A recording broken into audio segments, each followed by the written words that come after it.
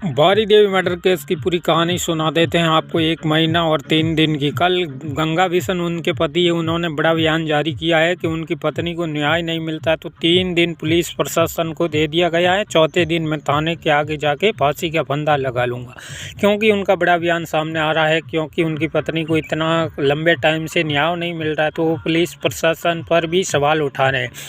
भाई, जब मुजरिम 1 किलोमीटर के दायरे में है तो पुलिस उनको गिरफ्तार नहीं कर रही है। क्या कारण रहा है? पुलिस को कहाँ दिक्कत आ रही छानबीन करने के अंदर? पुलिस ने कहा था आपका जो भी मर्डर केस हुआ है उसका कातिल है जो 1 किलोमीटर के दायरे के अंदर ही है।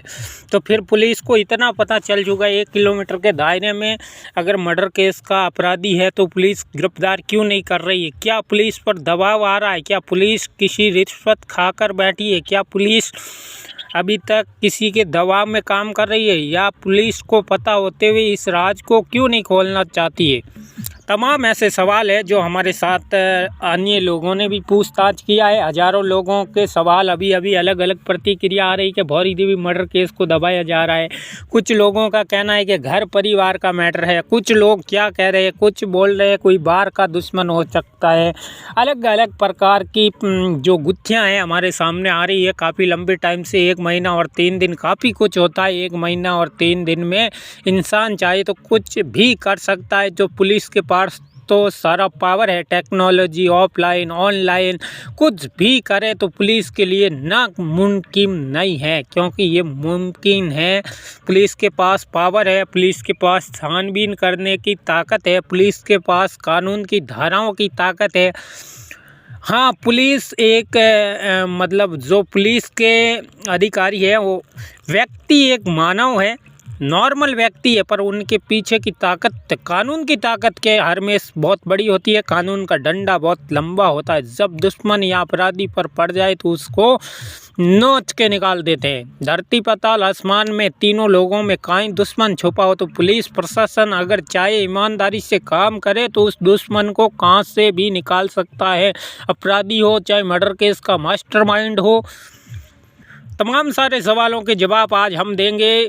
सबसे बड़ी तो बात है उनकी चिंता करने वाली, जो भौरी देवी मर्डर केस हुआ उसके अंदर सबसे अधिक इस धरना या इस मर्डर केस को उठाने वाली उनकी सबसे छोटी बच्ची ने दुख जताया अपनी मां के लिए। वो बस 13 साल की सोनू ने सबसे ज़्यादा मैंने इस धरने में 1 महीना और 3 दिनों के अंदर देखा गया अलग अलग एंगल से। तो उस बच्ची का दुख मैं इतना बयां नहीं कर सकता हूं कि मुझे कहने से भी थोड़ा अलग लग रहा है, क्योंकि सोनू ने इतना संघर्ष किया इस धरने में। भूखी प्यासी नंगे पाँव तक उसने ये कसम खाई है जब तक मेरे माँ का अपराधी नहीं पकड़ा जाएगा तब तक मैं नंगे पाँव रहूँगी। उसने ये शपथ ली है, प्रण लिया है। उस बच्ची के लिए मेरी ओर से सैल्यूट है, क्योंकि 13 साल की मासूम बच्ची अपने माँ के प्रति कितनी अच्छी भावना और न्याय इंसाफ से लड़ने के लिए वो आगे आई। उसके बाद दूसरा पॉइंट देखा, जब उसकी बड़ी बेटी थी राम कौरी, वो भी हॉस्पिटल से जब एकदम सही हो गई, उसको छुट्टी मिली, तो वो भी धरने के अंदर आई और उसने भी अपनी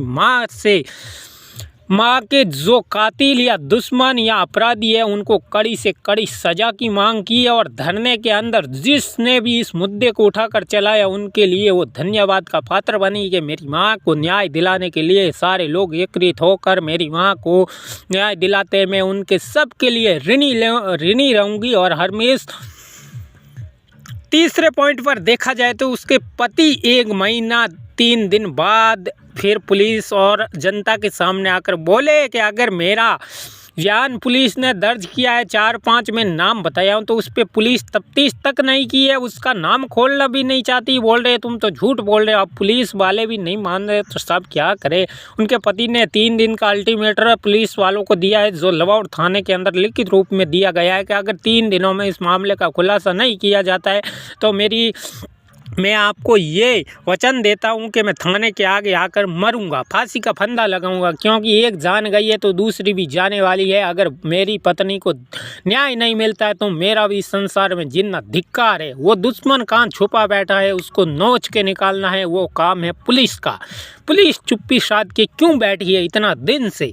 क्योंकि तमाम लोग हैं जो इस मुद्दे को उठा रहे हैं। जो नोकड़ा है वो भी उठा रहे हैं, कृष्णाराम विधायक भी उठा रहे हैं, अन्य लोग हैं जो मानवता के नाते इस मुद्दे को उठाकर चल रहे हैं। तो मैं उनको बहुत बहुत धन्यवाद देता हूं कि एक गांव की बेटी है, एक ग्रामीण इलाके की बेटी है, वो सबकी बेटी है, उनको न्याय मिलना चाहिए। न्याय की लड़ाई लड़ने के लिए जो सूरवीर आ गया है उनको मैं बहुत बहुत धन्यवाद देना चाहता हूँ कि राजस्थान सूरों की धरती है। तब तक न्याय नहीं मिलता है, सूर्य कभी गर्दन को झुका के नहीं चलते हैं, उठा के चलते। उनका प्राण जाए पर वचन ना जाना चाहिए। यही काम पूर्व कृष्णाराम विधायक और अन्य जो ऐसे 2-4 व्यक्ति हैं उन्होंने मानवता के नाते एक बहुत अच्छा काम किया है। तो मैं उसके लिए धन्यवाद का पात्र देना चाहता हूँ।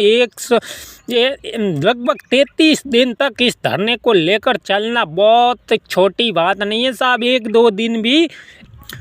1-2 दिन के लिए इंसानों के पास टाइम नहीं रहता है, पर उस कृष्णाराम को मैं धन्यवाद देना चाहता हूं कि वो कैसा भी होगा अंदर से बाहर से लोगों की नज़रों में, बस इस मुद्दे के लिए वो एक सच्चा आदमी है, ईमानदार आदमी है। इस धरने का खुलासा करवाना चाहता है, उसके मन में कोई खोट नहीं, ईमानदारी के साथ काम करवाना चाहता है। क्योंकि उसकी एक ही मन की राय है कि ये घटना क्यों हुई, किस कारण से हुई और इसके पीछे का राज क्या है, इसका पर्दाफाश करना चाहते हैं। वो बिल्कुल सही है, ऐसी घटनाओं का पर्दाफाश होना चाहिए ताकि आने वाले टाइम में ऐसी घटना और घटित नहीं हो। और सब लोगों का इंतज़ार है अब कब तक ये मैटर खुलेगा। इसका लंबा इंतज़ार किया है, पर मैटर खुलेगा ज़रूर, वक्त लग सकता है पर इस मैटर को खुलना पड़ेगा। ये 99% मतलब अनुमान बिल्कुल सत्य जाने वाला है। सत्य कभी दबता नहीं है, उस पर 1000 वादा आए पर सत्य तो हमेशा दूध से धुला हुआ ही रहेगा। झूठ कितना भी भारी पड़े पर वो एक दिन नष्ट हो जाता है। तो यही बात, यही सूत्र या अनुमान लगा सकते हैं हम। पुलिस प्रशासन के आला अधिकारी कुछ अफसरों या कुछ तमाम नेताओं के अंडर में आकर दब सकते हैं, पर उनका भी वक्त ऐसा आएगा, पलड़ा ऐसा पलटेगा कि उनको भी पता नहीं चलेगा। सन भर में क्या हो जाएगा इस मामले का खुलासा होना पड़ेगा।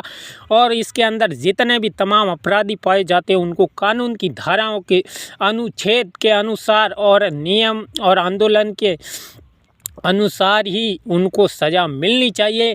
आम इंसान कोई सज़ा नहीं देगा, सज़ा देगा तो कानून देगा। कानून के हाथ हमेशा लंबे होते हैं और भौरी देवी को इंसाफ और न्याय मिलना चाहिए। जनता यही चाहती है और चाहती रहेगी। तब तक न्याय नहीं मिलेगा तब तक इस लड़ाई को इस प्रकार जारी रखा जाएगा कि जनता ने मुद्दा उठाया है तो जनता पीछे मुड़ के नहीं देखेगी, आगे बढ़ती रहेगी। तब तक वो अपराधी, कातिल या मास्टरमाइंड गिरफ्तार नहीं हो जाता, उनको कड़ी से कड़ी सरकार सज़ा नहीं सुनवाती, तब तक वो रुकने वाले नहीं है। नहीं झुकेंगे, नहीं रुकेंगे, इस तरह चलेंगे। जिस प्रकार एक कमान में तीर को लगाया जाता है और उसको छोड़ा जाता है तो उसकी गति सामने वाले दुश्मन को परास्त करके आती है, इसी प्रकार इस धरने को इतना मजबूत कर दिया है लोगों ने। अब ये गिरने वाला नहीं है। न्याय नहीं मिलेगा तब तक लोगों का संघर्ष इस प्रकार जारी रहेगा कि पीछे मुड़ के नहीं देखेंगे।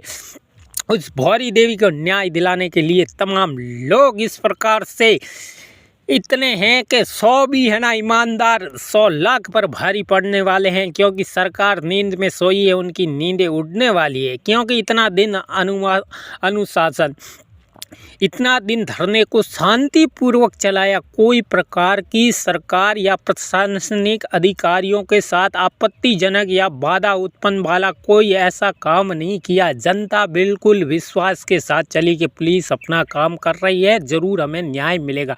अब जनता को मजबूर होकर अगर ये पुलिस राज नहीं खोलती तो फिर जनता का प्रकोप पुलिस वालों को पता चल जाएगा और इसका राज भी खोलना पड़ेगा। सरकार को झुकना पड़ेगा जनता के आगे। जनता जनार्दन होती है। जनता एक पेन की लिखी हुई कलम है, कलम चल जाए तब जाकर करोड़ों की ज़ीरो बना देती, ज़ीरो को हीरो बना देती। इस कलम की पावर को कोई नहीं समझ सकता, वो काम है जनता। जनता एक कलम है, तुम एक कागज़ हो। कागज़ को तो फाड़ के फेंका जाता है पर कलम को तोड़ के फेंकने के बाद भी उसके अंदर नमी और सही भरी रहती है, जो बिना निपल के भी लिखा जा सकता है। तो इस प्रकार से भौरी देवी को न्याय दिलाने के लिए तमाम दर्शकों से निवेदन है कि सभी मिल के आइए और भौरी देवी को न्याय दिलाए। भौरी देवी के पति को और उनकी बेटी रामज्योति और सोनू को भी न्याय दिलाए, क्योंकि वो बेचारी 2 बच्ची और एक उनके पिता, तीनों संघर्ष कर रहे हैं अपनी पत्नी और मां को न्याय दिलाने के लिए इस संघर्ष को इतना बड़ा कर रहे हैं कि सारे जनता और लोग सभी आप अपनी अपनी प्रतिक्रिया इस कमेंट में दीजिए और भौरी देवी को न्याय और इंसाफ दिलाने के लिए एक मानवता के नाते सभी हमारे साथ मिलके